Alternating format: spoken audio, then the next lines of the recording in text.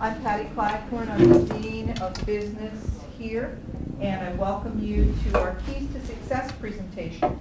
This is a part of the series that we do twice a year to bring speakers in, renowned speakers, to talk about their pathway to success, to give you some ideas about strategies that you can use in your own life. This series is a part of the organization, the American Association for Women in Community Colleges, and I'm the president of that group here on campus. I just have the web page here for you to take a look at, and for curiosity, how many people knew that this organization existed?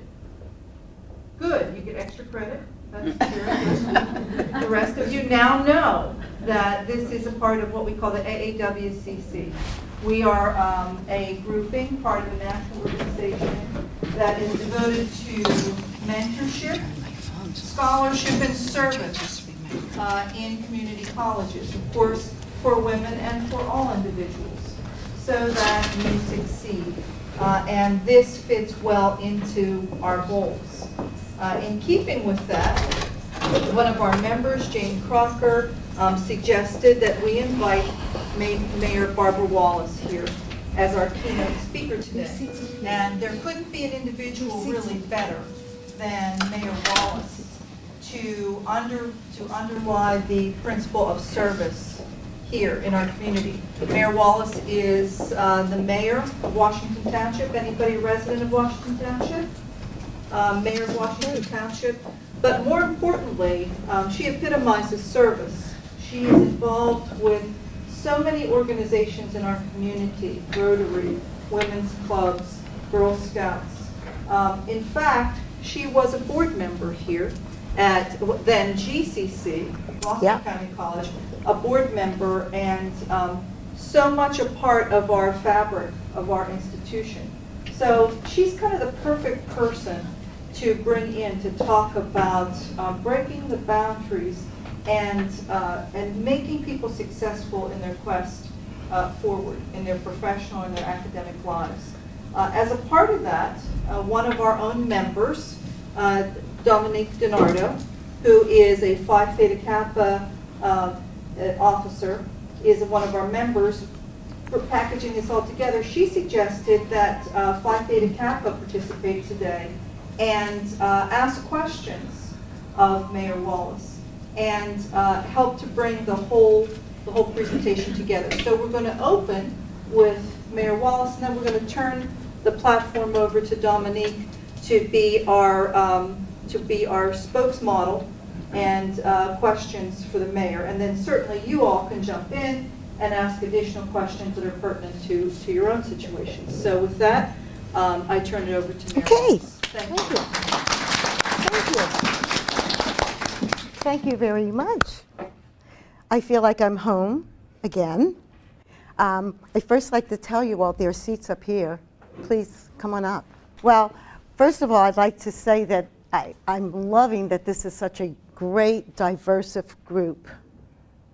You represent everything here. My young people that I'm so passionate about, and my middle-aged folks that like, well, I'm a little older than middle-aged, but there's a great group here that I really, really love, because really it takes me from my path to up where my seniors are, which is what I am. Can you hear me in the back?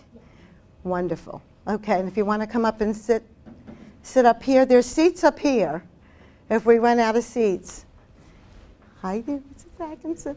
I see a lot of my family from my GCC days, and I'm very proud to see them and happy, and want to tell you that the residents of my town, who also are part of this family, I grasp and bring to the service in Washington Township, and they are also helping us in our town to move forward. Janie Crocker with our library is certainly a member of our library board and represents me at those meetings, thank God, because she's the expert. And when I say the expert, being a mayor of a town, you're not an expert at a lot of things. And so she brings that expertise that can represent me and the town at that board. Now, let's go back a little bit, and I'll tell you a little bit about me. I am from Atlantic City and born in a family of 7 children. No money. Now, we didn't know we didn't have any money. We didn't know that we were poor, because the love of the family is what kept us strong and set us on a path that education was the key to get anywhere. And that's the truth. So growing up in Atlantic City, and in those days too of segregation, which again, I had no idea about segregation as a child. We were comfortable. There was diversity all around me because my family was very diverse, but I didn't know anything about that. Just grew up a happy kid. 2nd grade, they had Girl Scouts. Our teachers were our leaders. That was my beginning.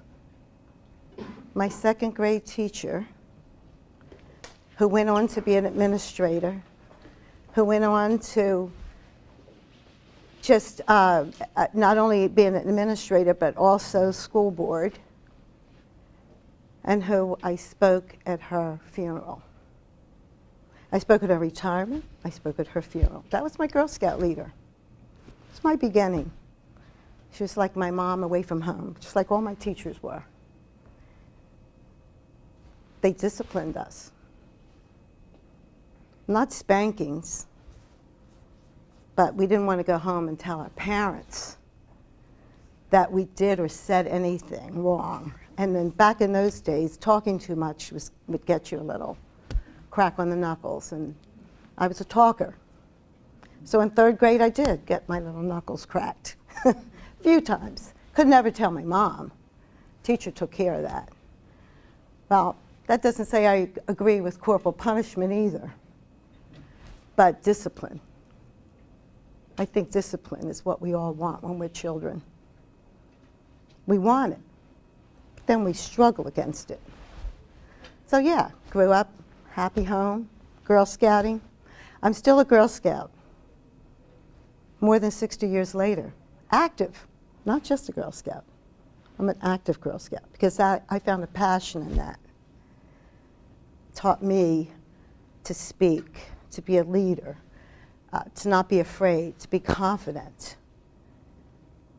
That was the program. And the leaders that I had, which were my teachers. Boy Scouts, same thing.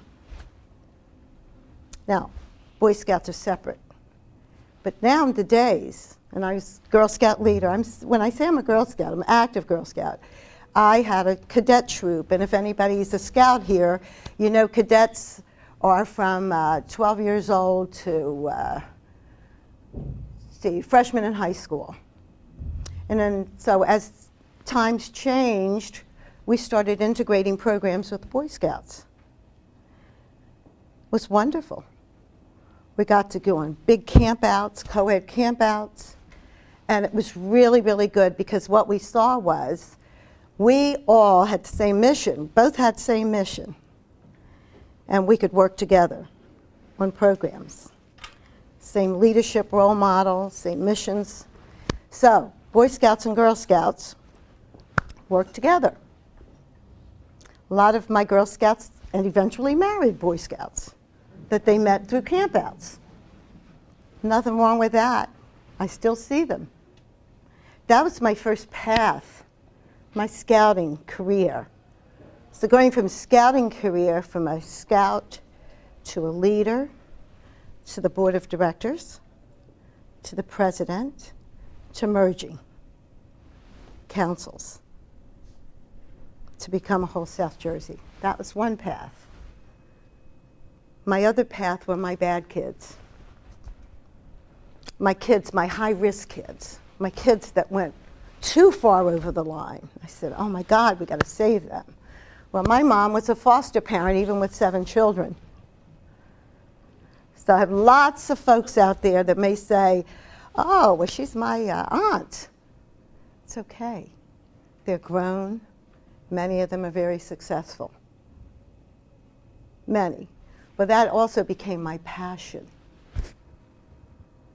So then I went towards seeing how I could help my kids that had to go into foster care. Why? You know, why didn't somebody want them? What was happening? Well, I then was part of when the family court legislation came out, they created a child placement review board. But prior to that, in the 70s, 1970, I was asked by the freeholders to sit on the Children's Shelter Board. Anybody know what a children's shelter? It's a detention home. It was a prison. So going back to 1970, this is what happens. You got in trouble in your town, delinquent. Didn't have to be real serious, but you had to go to the shelter. Now, you could sit there forever. Month, 2 months, no education. Remember, no education. Stealing cars, whatever. And you were forgotten. Well, I went to see that. It was like a warehouse.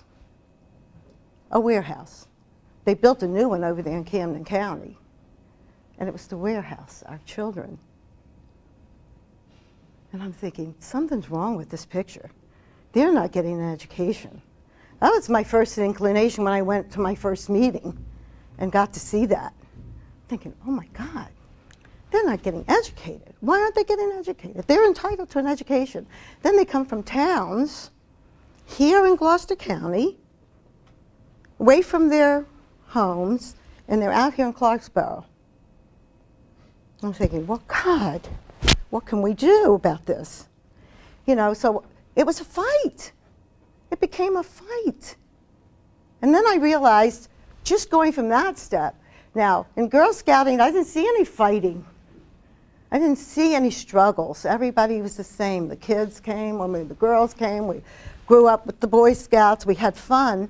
But then there's this whole other realm of my kids, and here they are in their warehouse, and I'm thinking, Lord, what's happening to this world? What are we doing with our kids? What did they do so harmful? Did they kill somebody? Why are they over here? You know, and it could have been a small infraction. Well, the point is that they were there and they were missing an education. They were missing their families. So that became, I'm on that board, made our trips up to Trenton. We did everything. We talked to the freeholders. Eventually, we got education for the kids in the shelter. But before that, it also started the move for family court legislation. And an assemblyman, because it had to go through the legislature, because everything's a process. Nothing happens overnight. It had to go through a process. And the process you had to have some legislation. You had to have rules. This is what should happen. Then they have a family court judge. Now, one of our assemblymen at that time, who also became a judge, was one of the writers of that legislation, the family court legislation, and that legislation created the Child Placement Review Board. It was a citizens review board where we got to sit and review all the cases that were in the Division of Youth and Family Services. These were kids that were in foster care, sometimes forever. Well, that was an education, a total education, because, you know, I'm thinking, well, we sit here, we actually held a quasi-court where we could hear the whole life story of this child, why this kid was there, what was happening, how many foster homes had they been into. It was mind-boggling. So again, you saw in the shelter, no education. in foster care, in and out of schools. And guess what happened with the schools? They didn't want them. Somebody had to pay for you. If you were in a foster home in Washington Township, but you really were from Paulsboro, they didn't want you. So you're still losing out, because then there's got to be paperwork, process again, move these kids around. Well, we're talking a lot of years. That was back in the 70s. We're talking child placement review went through the 80s, and just kind of transitioned to CASA, I would say within the last maybe 10 years. In CASA now, they have court-appointed advocates to address these kids. Now, I'm talking to you all about this because this is my passion. You asked me where I got to and how I got my hands in so many things. My passion is to see that our young people, our males, to me, sometimes we forget you. We forget, and we forget to take you by the hand and to teach you to be leaders, to teach you how to look, to teach you how to walk into an interview. And our women, who were so subservient to you, because that's the way society says we're supposed to be. We're getting away from that, and I see in the generations that I have grown up, and I grew up in a home with a very strong mom who did stay home and was able to do that and to cook and take care of us. I still maintain a lot of those attributes that I got from her. As busy as I am, and as much as I'm involved, my family has the food on the table at night, and we have dinner together, because that's important. So no matter how it is, I got to go home. I got to make dinner for my husband and my daughter that's now home, just two of them. But family, I got to be home. That time is for me to be with them. And I'm busy. I'm everywhere. But that's first. First and foremost. Now, the balance. I worked in corporate. And one thing I can say, and thank you to all my mentors, my Girl Scout leaders, my mom, I have the confidence to say and to express my opinion no matter what, because I have my integrity intact. If you have nothing else in this world, it's the only thing you have. And once you compromise it, you're done. And that means compromise anyway. You're done. Once you compromise. That means choices become very difficult. But you stand by them, you get knocked down, you get beat up. But guess what? That's my key to success. I stand here before you now. I've run for office. I never wanted to be a mayor. I got a calling. Somebody called and said, would you do this? Why? You think I can win? That wasn't on my barometer. That wasn't on my list. But when I put myself out there, you're going to get 200%. Like it or not. Some will, some won't. That's democracy. It's okay. It's okay. You don't have to be liked. Do your job. You do it well, and you be honest, and you keep your integrity intact. Those are my keys. My keys to success, if that's what you want to call it. For somebody to say, well, this is great. Well, yeah, I love my town. I love my people. Totally passionate about you young folks. And I mean that. I will take your hand and I will help you in any way I can. But you have to do your part. You have to do your part. You have to maintain that integrity. You have to appear, speak, be honest. No matter how hard it is, no matter how bad it may sound, or because you disagree with someone. Hey, you are an individual, you make your own path. And I think us older folks can tell you that. And your mom and dad will tell you that. But you don't want to listen to them. But I'm telling you, here's proof. Here's proof, and it's okay. I don't mind losing. I don't like to lose, but hey, I feel, okay, the big man's got someplace else for me to go. And I'll go there. I'm going to follow his path. And that's as simple as it is, or as difficult as it is, or as challenging as it is. But that's truth.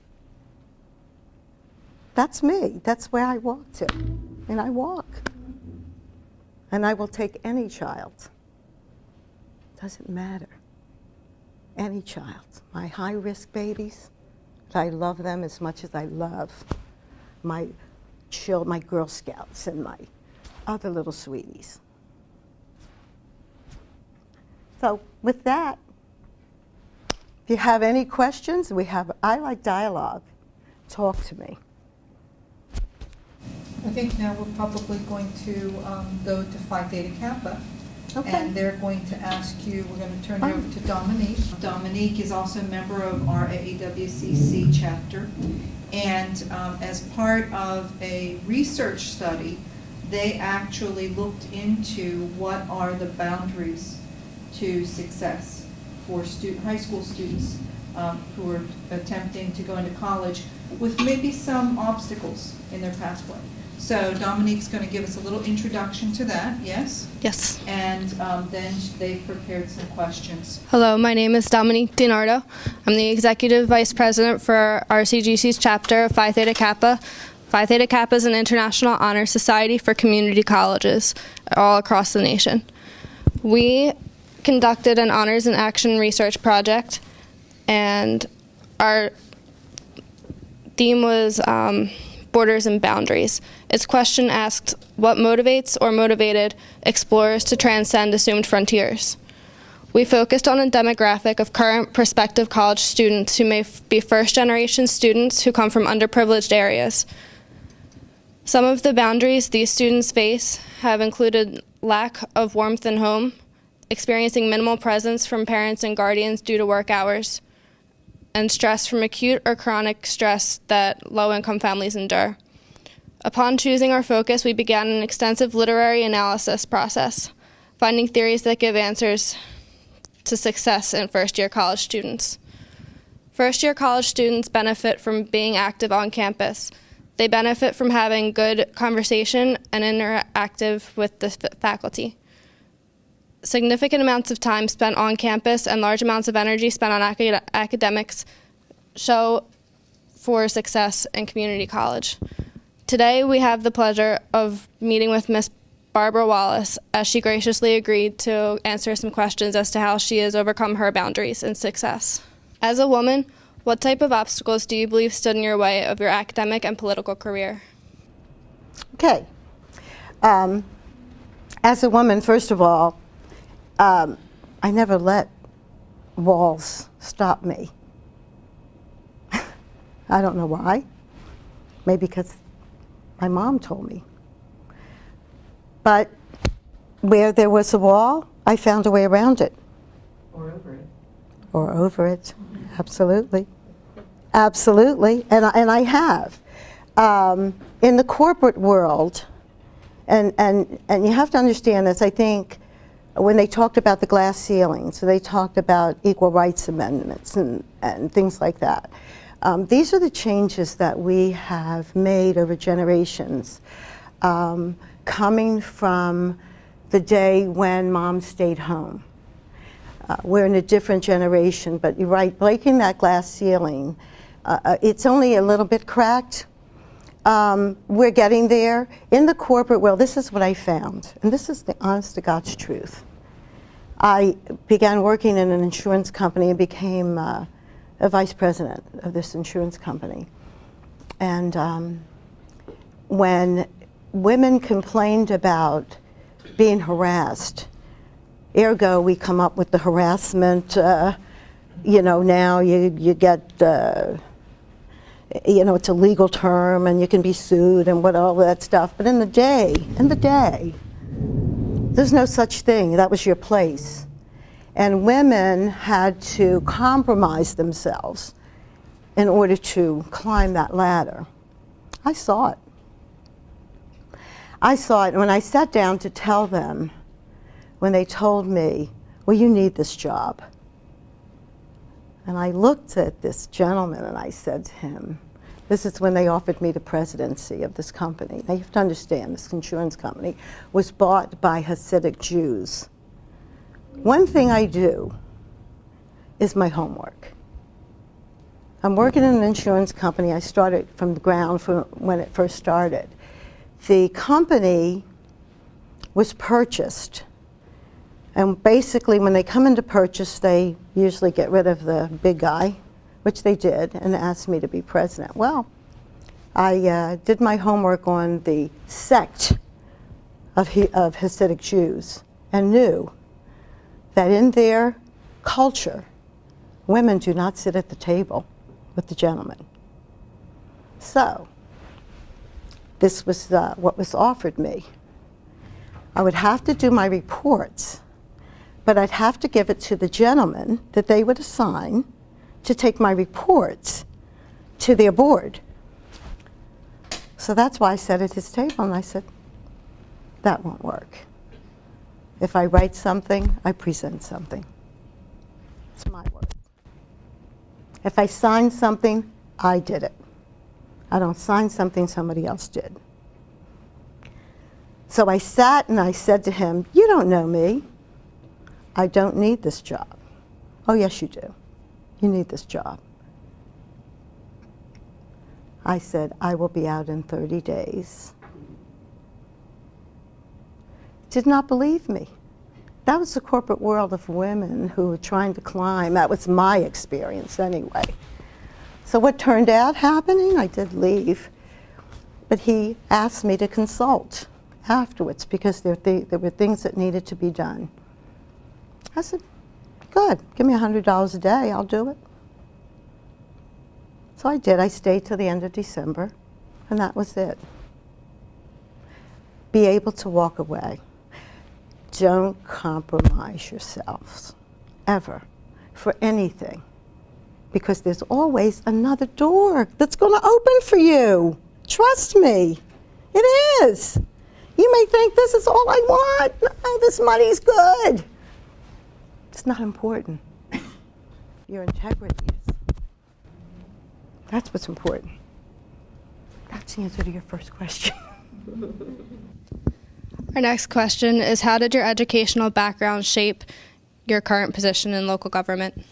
Well, beginning with my teachers in school, loved school growing up. Loved middle school. I was the valedictorian of my middle school. And then I went to this great big huge high school where everybody from Atlantic City went. And it was wonderful. I was into everything. Sports, gymnastics.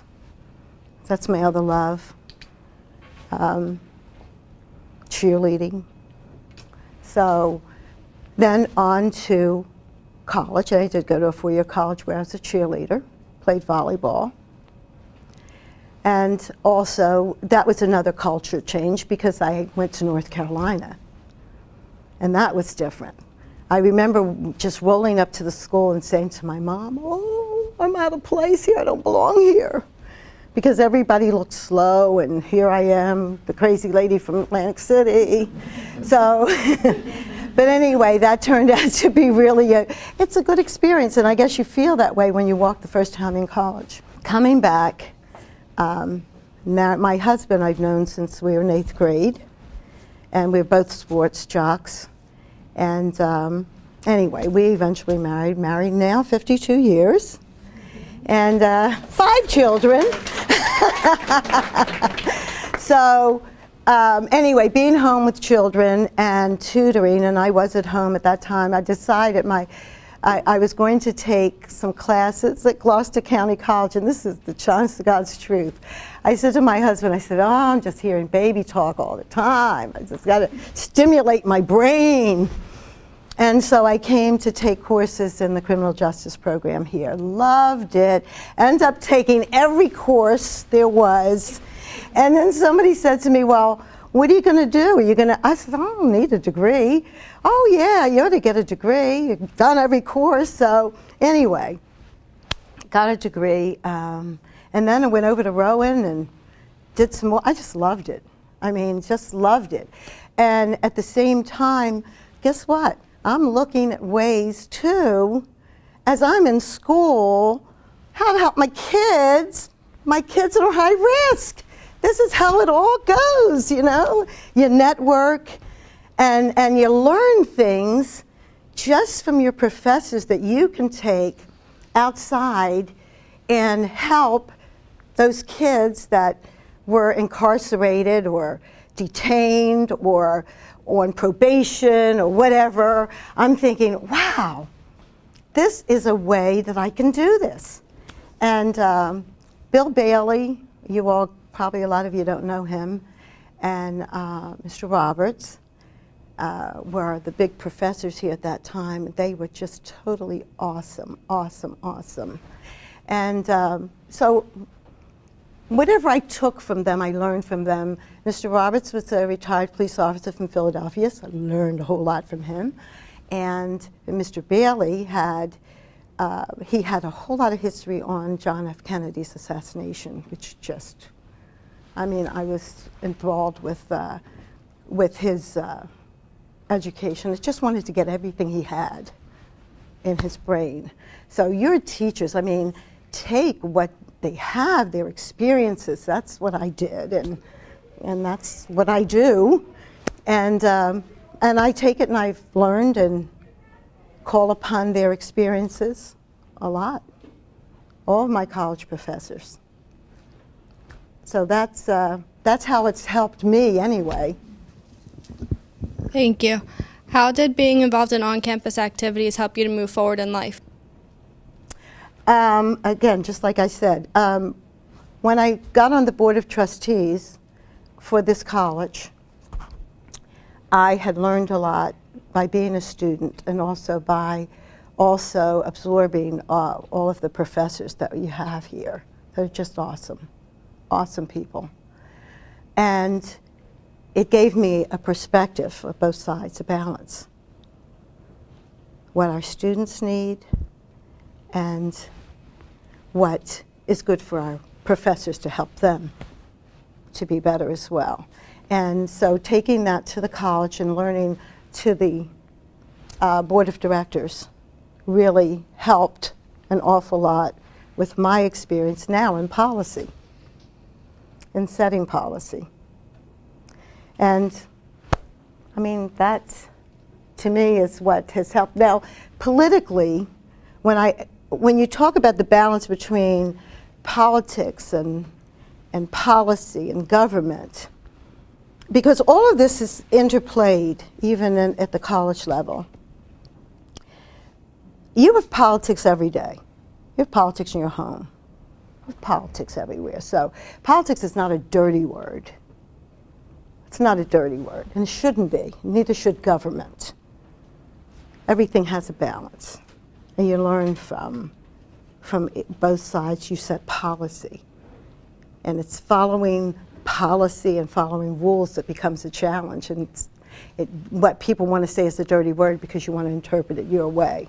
But in any event, I will just tell you that all of this, everything that I've done, every life that I've touched has helped me to be not only a better person, but to help other people.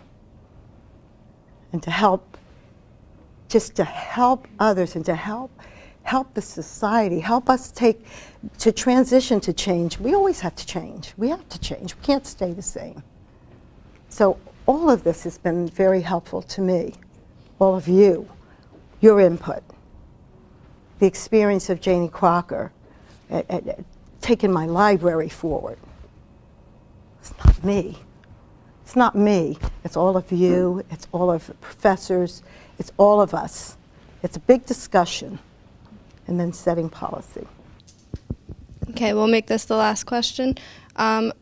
How did you find and maintain academic success, and what tools did you use, and what would you recommend to students today? What I recommend it's just what I said.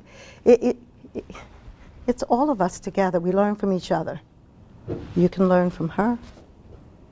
You can learn from her. You can learn from Mrs. Martin, from Janie. We learn from each other. We have to be able to appreciate each other's differences, your quirks, understand who you are as a person. We have to accept that. Accept that I'm different. I'm different than you. It's okay. It's okay to be different. I like to embrace the differences. I embrace the diversity of this room,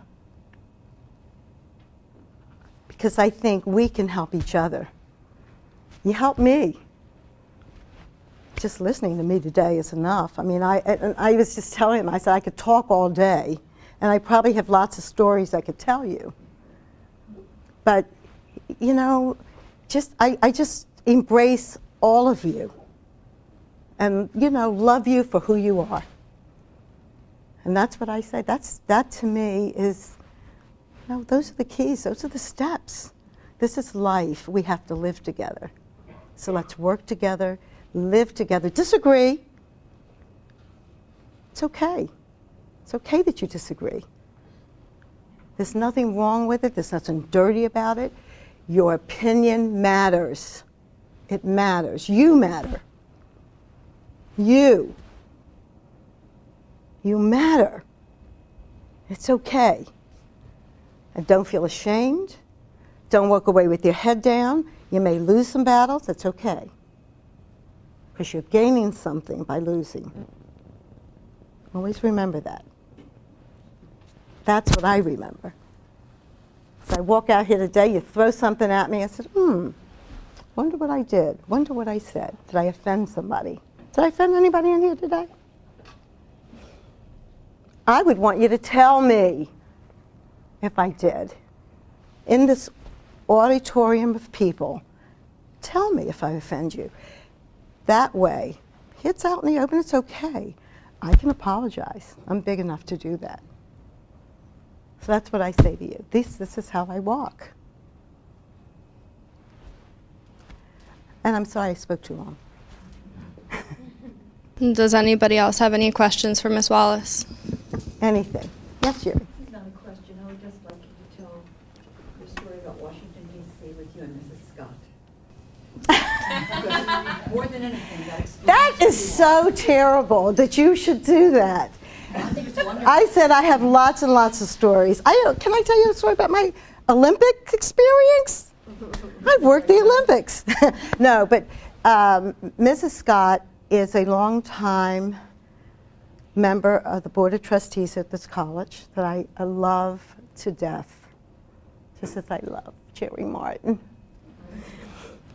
But Mrs. Scott and I are very, very dear friends, and we always went to the legislative seminars for community colleges. We're very active in the Community College National Forum.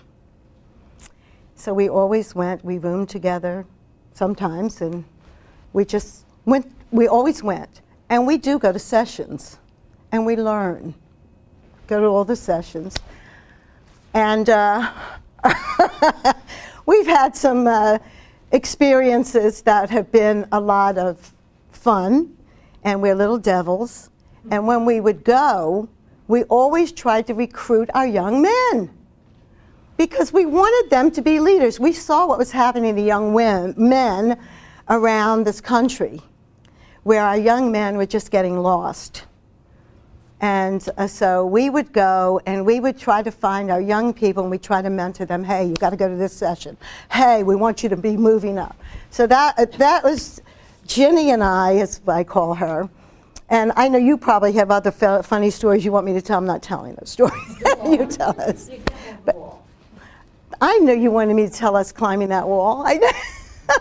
That's because this college is really strong because a lot of things you haven't seen. Let's not lose sight of that. Well, I don't know about that, but we did. We've done a lot of things. We have, we went to everything together with the ACCT, as with Roxanne, who used to schedule us and couldn't keep up with us, tried to. But that was our mission, is to really get in there and to really identify young people and try to pull them forward to be leaders in the community college sector, to really take the word out how important a community college education was and is, because we believe in it, passionately believe in it, both of us, as does all of these people sitting here that I adore and love. They've been here forever too. So, but I'm very happy with the growth of this college. I'm very happy with where it's going. I'm very happy to see you all here. I hope you're enjoying your experience here at Rowan College of Gloucester County, because it is the ultimate. I believe that, even in the sports program, and I believe, and I watch that grow as well. So that's my passion. Yes, dear? Your past life, how you said how you got to where you are now, have you ever thought about if it was different, would you be where you are? If my life was different? Right, if you didn't go through some of the things that you did. Some of the things I've done? Oh, no. That's hard to say. Just knowing the person that I am, probably not. I think I'm a risk taker. I would hope to think that I'm a smart risk taker, that I try to do my homework. I have many times, there have been walls. When I went to the Olympics, the International Olympics, and worked in Atlanta, I will tell you that, first of all, I'm in a sport that's predominant, what used to be, predominantly a little bit segregated in gymnastics. I am a national gymnastics official and consultant. And when I went to, first the Olympic trials, the state organization was not happy that I was chosen to go to the trials and to be an administrator there. And then when I got to the national site, with the world site at the Olympics in Atlanta, and then given a big administrative job, the state organization was not too happy about that either. Well, how did you get that? How did you get that? Well, that's what I mean about doing your homework and taking risk. And I'm also very much involved with Special Olympics. My passion. You know how I got involved in that? My daughter was going for her Gold Award Scouting award in Girl Scouts, and she was, 15, 16. I said, let's coach a gymnastics team in Special Olympics. That was back in, God knows, I've been in this over 40-some years with Special Olympics. So we decided to do that. Now I've done 6 World Games for Special Olympics. I'm totally entrenched in Special Olympics. Finally coming to South Jersey. These are the steps: barriers, challenges, risk. Break them down. Break them down. I said to a special athlete, you don't know years ago, you know what they did with kids that were disabled or they thought was something? First of all, you give a label, and then you get put aside. Long time ago, they institutionalized them. And then, I'm taking a look at them, I'm thinking, well, they can learn a forward roll. They can learn. You're darn right they can learn. Now look at them. We're all connected. There's nothing wrong with differences. You may learn a little faster than I learn. It doesn't make you slow, doesn't make you disabled, doesn't give you a label. You're a person. Just don't learn as fast. So I don't know that I'd be any different because I'm crazy. I'm crazy. And when I see something and somebody say you can't, doesn't belong. Especially don't tell me a child can't. Don't ever tell me a child can't do something, because they can. Yes, sweetheart. When you were talking about the youth in the 70s in the shelter, were you meaning that the Clarksboro justice system? Do you still, what is going on with still rehabilitating them in the school and getting them? It's still a fight. It's still a challenge. There were many years we tried to get all of the entities together in a room to talk about how we could address the situation of our children and to get them back. For many years, the schools would never come to the table. The judiciary wouldn't come to the table. So when you're missing key components, it makes your struggle a little harder. We're still struggling. We have made inroads. One thing, and the other thing too, is we've closed a lot of the detention homes around the state. And now the kids have to come back into their home schools. Well, they're all ages and they're all levels. The schools don't want them because it becomes a thing of money. Who's going to pay for it? The federal government gives grants and to agencies to try to help. To monitor those, you're still not capturing. You understand? You're not capturing everybody. Not only that, but we're still struggling with the education piece to get them integrated and to be able to help these kids. But again, everybody looks at the bottom line, the dollar figure. That's a barrier. That's a barrier that I still say we can, and we are. And we continue to break those barriers down. Now, I'm still a part of the juvenile justice system in the state, because again, that's my passion. So I've come from the detention home. I've got history. I know where we were. I know where we are now. I know where we want to go. I see progress. But see how many years it's taken to see progress. Today, we have the judiciary at the table. Major step. And then what we're finding out is our juvenile probation system is a little broken.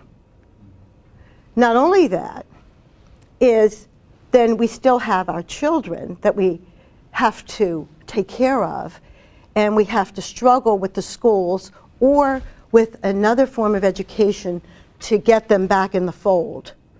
So the programs for the kids 18 and over, we do have some. And then we have the population of homeless teens. We're addressing that. Still don't have enough beds. So you see there's always a lot to do. Can you be involved? Yes, you have a voice. The young people, your voice is what we need to hear. It's your voice. At Rowan, we are starting, and this is Rowan and Glassboro, hoping to get more of a juvenile justice curriculum integrated into the programs at Rowan College, at Rowan University. We have an internship program for interns who want to intern in the juvenile justice system. This is what we're doing. This is how we're making progress. We've got to get you young people interested in that component of the juvenile justice system. Don't think just because you're in political science or criminal justice degree programs or social work degree programs that you have to be relegated to that career. You can come in any part of the juvenile justice system and help us as our young people are growing and helping them so that they don't get caught up in the same kinds of webs as our kids in the past. So that's where we are. Yes, we're making progress. We are, slowly.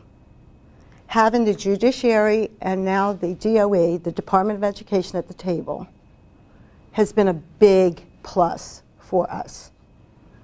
So anybody that's interested in getting involved, if you're serious about it, it's a commitment. Anytime you volunteer, you're committing just like you're getting paid. As a young person, it can lead to jobs, but this is how you learn from the grassroots. Get in here and learn the guts. This is the guts. If you learn that, then you develop the passion to really want to do better and to move these kids. These are human beings. My God, they're our future. You're our future. It's got to happen. And we need your voice. So, it's a long way of answering it, but if you want to talk to me more, anytime. Anytime. Huh? What's your letter? You can come see me. Yeah. Doors always open. Doors always open. All right? That's the truth. Anybody else have a question? Well, good. Well, it's been my pleasure, and I thank you all for listening to me. Thank you very much, and thank you. Thank you. And thank you, Donata. Thank you. Thank you. Mayor Wallace, sorry. truly a servant of the community, and this is why we asked her here today, because the AAWCC is devoted to service. And for those of you who have only met us today, think about the organization. We have a professional development opportunity, a Women in Leadership Institute that we are just putting together next year. So if as a student or a faculty staff member you're interested, please consider applying for this real opportunity to learn the skills to help you advance as an individual. You can, I have paper copy brochures, or you can go right to our website at rcgc.edu/AAWCC and learn more about it. But we've really had an opportunity today to learn from the examples. So I think that Mayor Wallace may be here for a few minutes if you have individual questions.